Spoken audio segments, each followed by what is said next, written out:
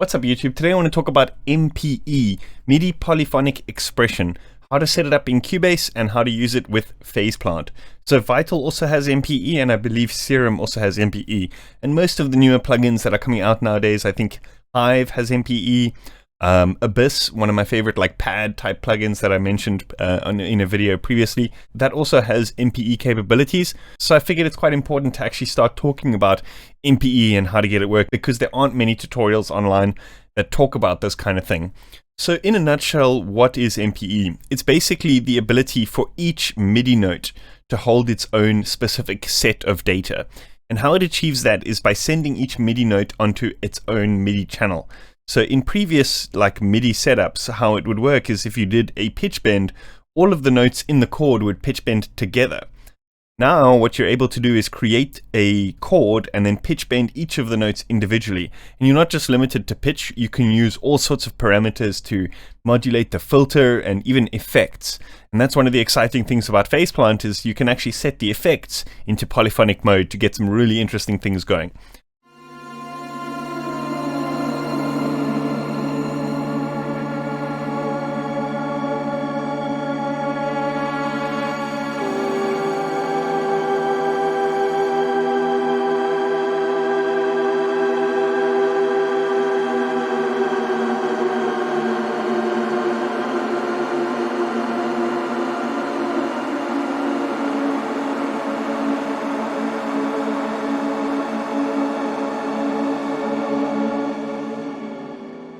So anyway, to start this off, I think what I want to do is just put in a couple of notes here. So I'm not going to do very fancy chords today. I think I'm just going to do something like a C minor, where I move the middle note up an octave.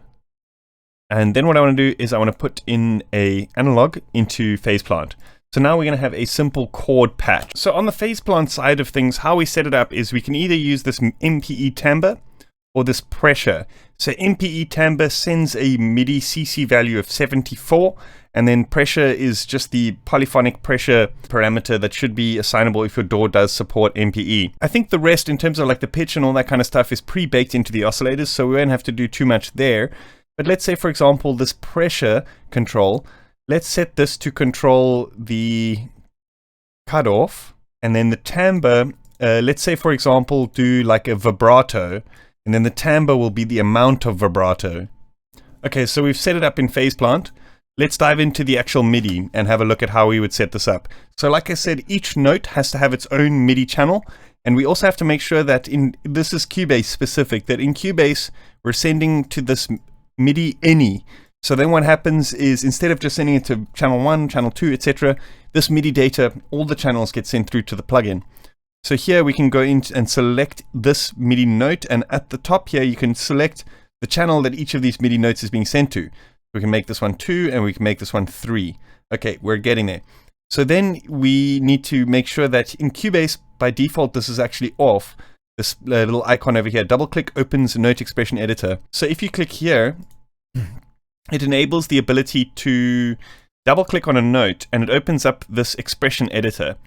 So then we can go over to this inspectors panel, and if you open up note expression over here, you can actually choose poly pressure, and you might have to add by going like this and MIDI control setup, and then adding CC74. By default in my Cubase it wasn't there, so you might have to add that. And then whichever one you select over here, you can actually go in. I'm going to turn grid off here, and then you can go in and actually draw in like a MIDI modulation for each of these notes. So this is going to be the filter, and then for this one we can draw in like a different modulation curve, and then for this one we can do like a slow ramp up like that. Now we can go into the brightness and we can actually change the amount of vibrato that happens on each of these notes to get really expressive sounds.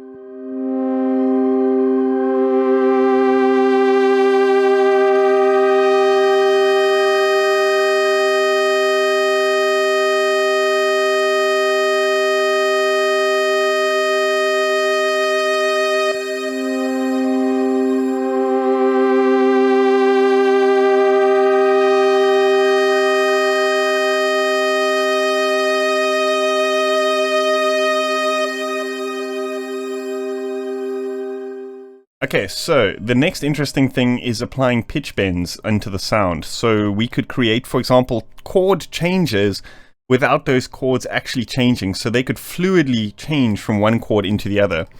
So what we want to do is we want to change this to pitch bend over here and select this over here. So this is a little bit tricky to kind of get it exact. So we're going to have to just zoom in over here. Okay, so we can make this bigger by dragging this bottom node like this. So we've got more space to work with, just so that it's like more visually, so it's a bit easier to kind of snap the pitch of these different things. So we can go vertical snap and horizontal snap. And then I want to turn this grid. Okay, that grid is then automatically turned back on.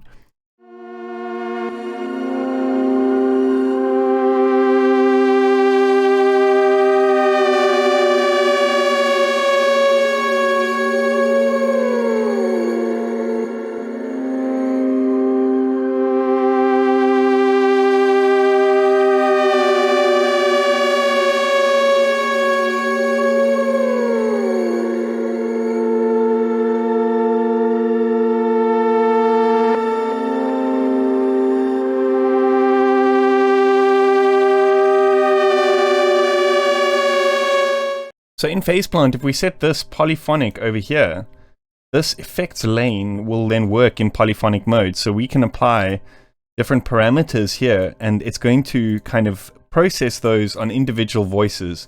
So keep in mind, this is very intensive on the CPU, but you can get some really intense, deep sounds by doing this, especially with stuff like reverbs, where you get like kind of slightly different reverb tones on each of the voices. It's really, really interesting.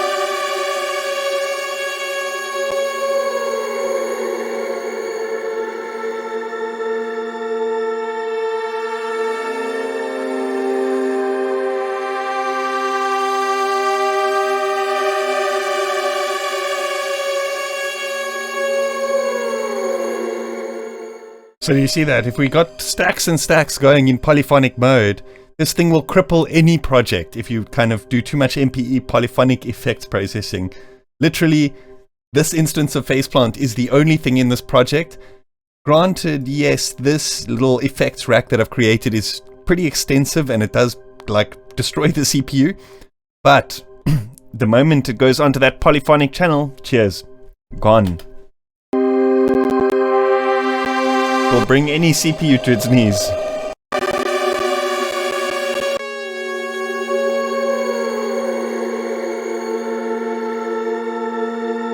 Just 3 notes, played on a saw wave.